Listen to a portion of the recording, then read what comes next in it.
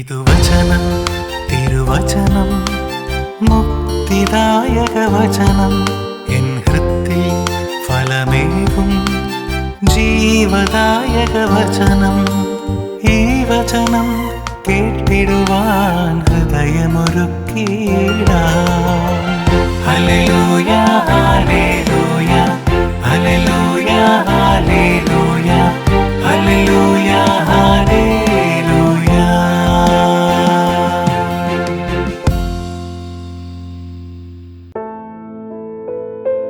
ഈശോയിൽ എത്രയും സ്നേഹമുള്ളവരെ, ആണ്ടുവട്ടത്തിലെ 25-ാം ഞായറാഴ്ച യേശുനാഥൻ തൻ്റെ ശിഷ്യന്മാർക്ക് ശിഷ്യത്വത്തെക്കുറിച്ച് പറഞ്ഞു കൊടുക്കുന്ന വചനഭാഗമാണ് സുവിശേഷം കാണുക.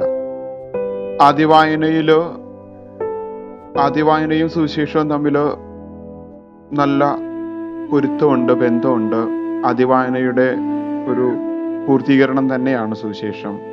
എങ്കിലും സുവിശേഷത്തിൽ നിന്ന് ആരംഭിക്കുന്നതാണ് കുറച്ചും കൂടി എളുപ്പത്തിൽ കാര്യങ്ങൾ മനസ്സിലാക്കാനായിട്ട് നമുക്ക് സഹായമാവുക. അതുകൊണ്ടാണ് സുവിശേഷത്തിൽ നിന്ന് ആരംഭിക്കുന്നത്. ജെറുസലേമിനെ ലക്ഷ്യമാക്കിയുള്ള യേശുവിൻ്റെ യാത്ര, ശിഷ്യന്മാര് യേശുവിനോടൊപ്പം യാത്ര ചെയ്യുന്നു. മർക്കോസിന്റെ സുവിശേഷത്തിൽ പ്രത്യേകിച്ച് 8-ാം അധ്യായം മുതൽ ഈ ശിഷ്യരോടൊപ്പം ഈശോ ജെറുസലേമിലേക്ക് യാത്ര ചെയ്യുമ്പോൾ ശിഷ്യത്വത്തെക്കുറിച്ചുള്ള പ്രധാനപ്പെട്ട പഠനങ്ങൾ നടക്കുന്ന ഒരു സമയം കൂടിയാണിത്. വളരെ വ്യക്തമായിട്ട് ഇന്നത്തെ സുവിശേഷത്തിൽ നാം കാണുന്നുണ്ട്, അവൻ ശിഷ്യന്മാരെ പഠിപ്പിക്കുകയായിരുന്നു.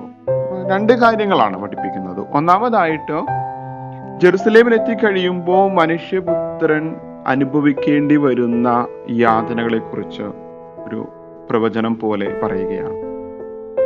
മനുഷ്യപുത്രൻ അനുഭവിക്കേണ്ട സഹനങ്ങളെ കുറിച്ച് മാത്രമല്ല, ദൈവത്തിൻ്റെ പാതയില് ക്രിസ്തുവിൻ്റെ ശിഷ്യനായി സ്നേഹത്തിന്, സത്യത്തിന്, നീതിക്ക് വേണ്ടി നിലകൊണ്ട് ജീവിക്കുന്ന ഓരോ വ്യക്തിയും അനുഭവിക്കേണ്ടി വരുന്ന യാഥാർത്ഥ്യത്തെക്കുറിച്ചാണ് യേശുനാഥൻ സുവിശേഷത്തിൽ പറയുക.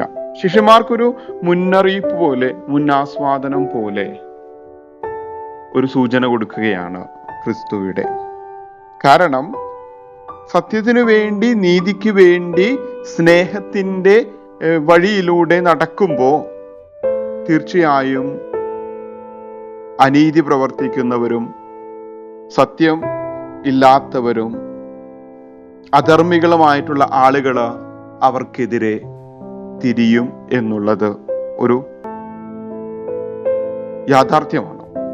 അതാണ് ഒന്നാമത്തെ വായനയിൽ നാം കാണുക. അധർമ്മികൾ മിഥ്യാസങ്കല്പത്തിൽ മുഴുകി നീതിമാനെ പതിയിരുന്ന് ആക്രമിക്കും. കാരണം നീതിമാൻ എപ്പോഴും നന്മയുടെ കാര്യങ്ങളെക്കുറിച്ച്, സത്യത്തിൻ്റെ പാതയെക്കുറിച്ച് പറയുമ്പോൾ അത് അവർക്ക് അരോചകമായി തീരുന്നു. യോഹന്നാൻ സുവിശേഷത്തില് നമ്മൾ കാണുന്ന ഒരു സൂചന ഇതാണ്: വെളിച്ചം ലോകത്തിലേക്ക് വന്നു, പക്ഷേ ഇരുട്ടിന്റെ അന്ധകാരത്തെ സ്നേഹിച്ചിരുന്ന ആളുകള്, അവരുടെ പ്രവർത്തികൾ അന്ധകാരത്തിൻ്റെതായിരുന്നത് കൊണ്ട് അവർ വെളിച്ചത്തെ ഇല്ലാതാക്കാനായിട്ട് ശ്രമിച്ചു. അന്ധകാരത്തിൽ നടക്കുന്നവർ എപ്പോഴും അങ്ങനെയാണ്. അവർക്ക് വെളിച്ചം അരോചകമായി തീരുന്നൊരു അനുഭവം. സത്യത്തിനും നീതിക്കും മൂല്യങ്ങൾക്കും വേണ്ടി നിലകൊള്ളുമ്പോൾ തീർച്ചയായും ഇവിടെ ഒരു പോരാട്ടമുണ്ട്.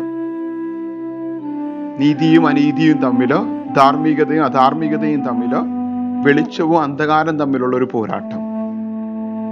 അവര് മനുഷ്യനെ, ഈ നീതിക്ക് വേണ്ടി നിലകൊള്ളുന്നവരെ പതിയിരുന്ന് ആക്രമിക്കുകയും നിയമം ലംഘിക്കുന്നു എന്ന് വിളിച്ചു പറയുന്നവനെ നിശബ്ദനാക്കാനായിട്ട് എപ്പോഴും ശ്രമിച്ചുകൊണ്ടിരിക്കും.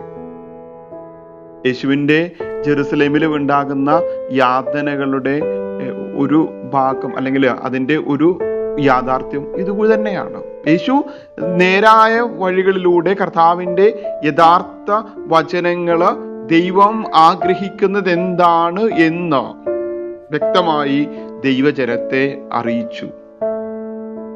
കപടതയുടെ വഴിയിലൂടെ നടക്കുന്നവരോട് അവൻ സന്ധിയില്ലാതെ യുദ്ധം ചെയ്തു എന്ന് പറയുമ്പോൾ അത് സത്യത്തെ അവൻ അവരുടെ മുൻപിൽ തുറന്നു പറയാനായിട്ടുള്ള ധൈര്യം കാണിച്ചു. അതുകൊണ്ട് തന്നെ അവനെ ഇല്ലാതാക്കാനായിട്ട് അവന്റെ പരസ്യ ജീവിതം ആരംഭിക്കുന്ന ആ നിമിഷം മുതൽ ഇത്തരത്തിൽ ആളുകൾ ശ്രമിക്കുന്നുണ്ട്. അപ്പൊ അതാണ് ഒരു യാഥാർത്ഥ്യം. ഈശോ ശിഷ്യന്മാരോടും പറയുന്നുണ്ട്, നാളെ ഈ ലോകത്തിലേക്ക് നിങ്ങൾ ഇറങ്ങി ചെല്ലുമ്പോൾ നിങ്ങൾക്കുണ്ടാകാൻ പോകുന്ന അനുഭവം ഇത് തന്നെയാണ്. എന്നോട് ലോകം ഇതാണ് ചെയ്തതെങ്കിൽ നാളെ നിങ്ങളോടും ഇത് തന്നെ ആയിരിക്കും ചെയ്യുക. കാരണം നിങ്ങൾ ലോകത്തിന്റെ പ്രകാശം തന്നെയാണ്. നിങ്ങൾ ലോകത്തിന്റെ പ്രകാശം തന്നെയാണ്. ഇതാണ് യേശു ശിഷ്യന്മാരെ പഠിപ്പിക്കുന്ന ആദ്യത്തെ കാര്യം, ആദ്യത്തെ ഒരു സത്യം. ശിഷ്യത്വത്തിൽ ഉണ്ടാകാവുന്ന സ്നേഹത്തിൽ നിന്നുരുത്തിരിയുന്ന ത്യാഗം, സഹനങ്ങളെ അഭിമുഖീകരിക്കാനുള്ളൊരു മനസ്സ് ഇപ്പോഴേ രൂപപ്പെടുത്താനായിട്ട് ക്രിസ്തു ശിഷ്യരോട് ആവശ്യപ്പെടുകയാണ്. അത് പ്രതീക്ഷിക്കാനാണ് ക്രിസ്തു പറയുക. ഇനി രണ്ടാമതായിട്ട് സുവിശേഷത്തിൽ നാം കാണുന്ന മറ്റൊരു കാര്യം, വഴിയിൽ വെച്ച് ഈ ശിഷ്യന്മാര് തർക്കിച്ചതിനെ കുറിച്ച് യേശു ചോദിക്കുകയാണ്. എന്തിനെ കുറിച്ചാണ് നിങ്ങൾ തർക്കിച്ചത്? അവർക്കിടയിലെ ചില ചെറിയ മാത്സര്യങ്ങളും അസൂയയും അഹങ്കാരവും താൻ വലിയവനാണെന്നുള്ള ചിന്തയും ഇതൊക്കെ ആയിരുന്നു അവരുടെ തർക്ക വിഷയം. അവിടെയും ക്രിസ്തു ശിഷ്യന് എങ്ങനെ ആയിരിക്കണം, എന്തു മനോഭാവമായിരിക്കണം? He should master his will. ക്രിസ്തു ശിഷ്യൻ അവന്റെ ഉള്ളിലെ ഈ ചായ്വുകൾക്ക് മേലെ ആധിപത്യമുള്ളവനായിരിക്കണം. ദുരാശകൾക്ക് മേലെ, അഹങ്കാരങ്ങൾക്ക് മേലെ ആധിപത്യം, യഥാർത്ഥ ജ്ഞാനമുള്ളവനായിരിക്കണം ക്രിസ്തു ശിഷ്യൻ. ഇത്തരത്തിലുള്ള കാര്യങ്ങളിലേക്ക് ചാഞ്ഞു പോകാതെ, സ്വാർത്ഥനാകാതെ, അസൂയയില്ലാതെ ദൈവജ്ഞാനത്താൽ നിറഞ്ഞവനായിരിക്കണം ക്രിസ്തു ശിഷ്യൻ. കാരണം അസൂയയും സ്വാർത്ഥമോഹവും എവിടെ ഉണ്ടാകുന്നുവോ അവിടെ ക്രമക്കേടുണ്ടാകുമെന്ന് യാക്കോബ് ശ്ലീഹ വിശ്വാസ സമൂഹത്തെ വളരെ വ്യക്തമായിട്ട് പഠിപ്പിക്കുന്നുണ്ട്. രണ്ടാമത്തെ വായനയിൽ വ്യക്തമായിട്ട് പറയുന്നുണ്ട്. ഇത് മനുഷ്യന്റെ ചരിത്രം ഉൽപ്പത്തിയിൽ നിന്ന് നമ്മൾ വായിച്ചു തുടങ്ങുമ്പോഴേ നമുക്ക് മനസ്സിലാക്കാവുന്ന ഒരു സത്യമാണിത്. ഉൽപ്പത്തിയിൽ ദൈവമായ കർത്താവ് എല്ലാം സൃഷ്ടിച്ചിട്ട് എല്ലാം നന്നായിരുന്നു എന്ന് ആവർത്തിച്ച് വചനത്തിൽ പറയുന്നുണ്ട്. എല്ലാം നന്നായിരുന്നു. ഒരു നിമിഷം വരെ, ഏത് നിമിഷം വരെ? മനുഷ്യന്റെ മനസ്സിലേക്ക് സ്വാർത്ഥതയും അസൂയയും കടന്നു വന്ന ആ നിമിഷം വരെ. പലരും, പല കൊച്ചുകുട്ടികളും ചോദിക്കാറുണ്ട്, ദൈവം എല്ലാം സൃഷ്ടിച്ചു, എല്ലാം നന്നായിരുന്നു എന്ന് പറയുമ്പോൾ എവിടെ നിന്നാണ് ഈ തിന്മയുണ്ടായത്? മനുഷ്യന്റെ ഹൃദയത്തിൽ നിന്നാണ്, മനുഷ്യനിൽ നിന്നാണ്. മനുഷ്യന്റെ ചിന്തകളിലേക്ക് സ്വാർത്ഥതയും ദൈവത്തെ പോലെ ആകണം എന്ന് പറയുമ്പോൾ ദൈവിക സ്വഭാവത്തിലേക്ക് വളരാൻ തന്നെ, ദൈവത്തിന്റെ ആ ഒരു പൂർണ്ണതയ്ക്കനുസരിച്ച് വളരാൻ തന്നെയാണ് സുവിശേഷവും പറയുക, വചനവും പറയുക. നിന്റെ പിതാവായ ദൈവം പരിശുദ്ധനായിരിക്കുന്നത് പോലെ നീയും പരിശുദ്ധനായിരിക്കുക. പക്ഷേ ഇവിടെ മനുഷ്യൻ ആഗ്രഹിച്ചത് കുറുക്കു വഴിയിലൂടെ എളുപ്പത്തില് അനുസരണക്കേടിലും ഏത് മാർഗത്തിലൂടെയും ദൈവത്തെ പോലെ ആയിത്തീരുക. അത് സ്വാർത്ഥതയാണ്. സ്വാർത്ഥത കടന്നു വന്നപ്പോ, കയലിന്റെ മനസ്സിലേക്ക് അസൂയ കടന്നു വന്നപ്പോ അവിടെ തിന്മയും ക്രമക്കേടും ആരംഭിക്കുകയാണ്. പിന്നീട് വചനം തന്നെ പറയുന്നുണ്ട്, താളം തെറ്റി, പ്രപഞ്ചത്തിന്റെ താളം തെറ്റുന്നുണ്ട്, ക്രമങ്ങൾ തെറ്റിപ്പോകുന്നുണ്ട്, മുള്ളുകൾ മുളയ്ക്കുന്നുണ്ട്, ക്രമരാഹിത്യത്തെ കുറിച്ച് പറയുന്നു. ഇതാണ് യാക്കോബ് ശ്ലീഹ പറയുക. ക്രിസ്തു ശിഷ്യനോട് പറയുകയാണ്, നീ നിന്നോടുള്ളൊരു പോരാട്ടം, പുറമേ ഉള്ള നീതിരഹിതരായിട്ടുള്ള ആളുകളോടും അധാർമികതയോടും അസത്യത്തോടും മാത്രമല്ല പോരാട്ടം, നിന്നിലുണ്ട് ഈ വിചാരങ്ങൾ, ഈ ഇങ്ങനെയുള്ള ചായ്വുകൾ, അതിനോടും നീ ഒരു പോരാട്ടത്തിലാണ്, ഒരു സമരത്തിലാണ്. പൗലോസ് ശ്ലീഹ വളരെ മനോഹരമായിട്ട് പറയുന്നുണ്ട്, എന്റെ ഉള്ളിലെ ദുരാശകളോട് ഞാൻ നിരന്തരം പോരാടിക്കൊണ്ടിരിക്കുകയാണ്. പോരാടണം, കാരണം നമ്മൾ അതിനെ അതിജീവിക്കണം ദൈവജ്ഞാനത്താല്, യഥാർത്ഥമായ ജ്ഞാനത്താല്. കാരണം വെളിച്ചത്തിന്റെ മക്കളായിരിക്കാനായിട്ട് വിളിക്കപ്പെട്ടവനാണ് ക്രിസ്തു ശിഷ്യൻ.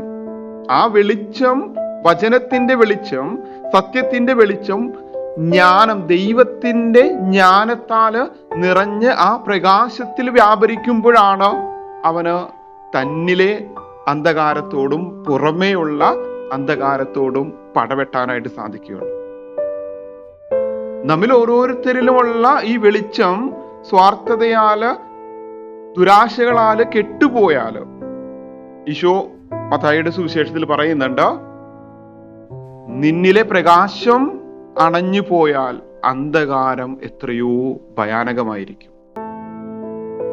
നിന്നിലെ പ്രകാശം അണഞ്ഞു പോയാൽ, പ്രകാശം അണഞ്ഞു പോകാതെ സൂക്ഷിക്കാൻ നമ്മൾ വിളിക്കപ്പെട്ടവരാണ് ഓരോ ക്രിസ്തു ശിഷ്യനും. ഈ പ്രകാശം അണഞ്ഞു പോവാ, കിടാവിളക്കുകളായി നിൽക്കുക എന്നുള്ളത്. ഈ കിടാവിളക്കുകൾ എപ്പോഴും നമുക്കറിയാം ദൈവ സാന്നിധ്യത്തെ ഓർമ്മപ്പെടുത്തുന്ന യഹൂദരുടെ ആ ആചാരങ്ങളില്, പഴയ നിയമത്തില് ഈ കിടാവിളക്കുകൾ എപ്പോഴും ദൈവ സാന്നിധ്യത്തിന്റെ ഓർമ്മയാണ്. നമ്മില് ആ വെളിച്ചം, ഈ നാളം എപ്പോഴും അണയാതെ കാത്തു സൂക്ഷിക്കണം. നന്മയുടെ, സ്നേഹത്തിന്റെ ആ നാളം. കാരണം യഥാർത്ഥമായ ജ്ഞാനം, യഥാർത്ഥമായ സ്നേഹം എന്ന് പറയുന്നത് ഒന്ന് തന്നെയാണ്.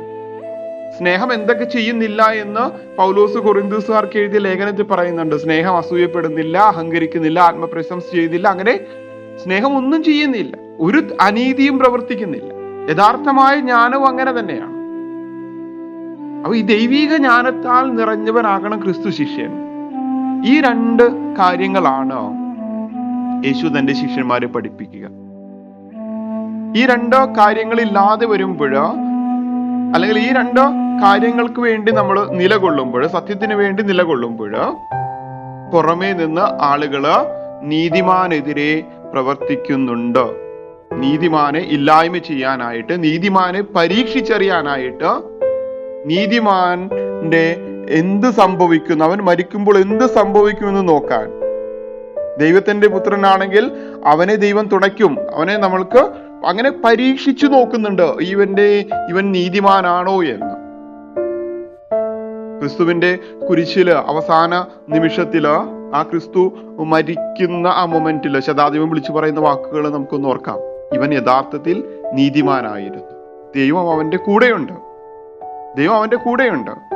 നമ്മള് നന്മയില് നടക്കുമ്പോൾ, നമുക്ക് അനീതി പ്രവർത്തിക്കുന്നവർ നമുക്കെതിരെ തിരിയുമ്പോഴും ഭയപ്പെടേണ്ട. ദൈവത്തിന്റെ സാന്നിധ്യം നമ്മോട് കൂടെയുണ്ട്. ദൈവം നമ്മോട് കൂടെയുണ്ട്.